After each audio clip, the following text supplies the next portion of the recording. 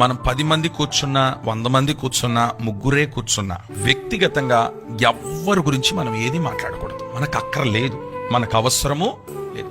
ఒక్కసారి నీ పక్కనున్న వ్యక్తి గురించో ఇతరుల గురించి నువ్వు మాట్లాడడానికి ముందు ఒక్కసారి నీ ఇంటి గురించి మీ ఆలోచన చేయండి. నీ కన్న పిల్లల గురించి ఆలోచన చేయండి.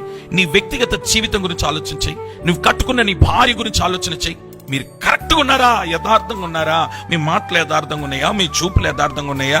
నీలో యథార్థం లేకుండా పక్కన వారి గురించి మాట్లాడుకోవాల్సిన అవసరం ఏముంది మనకి? ఆమె సంగతి తెలుసా, ఆడి సంగతి తెలుసా, ఈడి సంగతి తెలుసా అని కొండెములో ఆడుట మానే. వాళ్ళ గురించి వీళ్ళ గురించి మాట్లాడుకునుట మానే. ఇతరుల గురించి మాట్లాడుకునే ముందు వ్యక్తిగతంగా మనలను మనము పరీక్షించుకుందాం. మన స్థితి ఏంటో పరీక్షించుకుందాం. మన పరిస్థితులు ఏంటో పరీక్షించుకుందాం. మన కుటుంబ పరిస్థితి ఏంటో పరీక్షించుకుందాం. మన పిల్లల పరిస్థితి ఏంటో పరీక్షించుకుందాం. వ్యక్తిగతంగా మన ఆత్మీయ జీవితంలో ఎదుగుదల ఎంతవరకు ఎదిగినామో పరీక్షించుకొని ఆ తర్వాతనే ఎవరి గురించైనా మాట్లాడడానికి నువ్వు యోగ్యుడు అవుతావు. ఎవరికి ఉన్న సమస్యలు వారికి ఉంటాయి. పరిస్థితులను బట్టి, సమస్యలను బట్టి కొందరి ప్రవర్తన ఒక్కొక్క రకంగా వాళ్ళు ప్రవర్తిస్తుంటారు.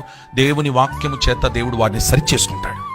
ప్రార్థన ద్వారా వారు సరి చేయబడతారు. అంతేగాని మీరెవరు, నేనెవరు సరి చేయడానికి?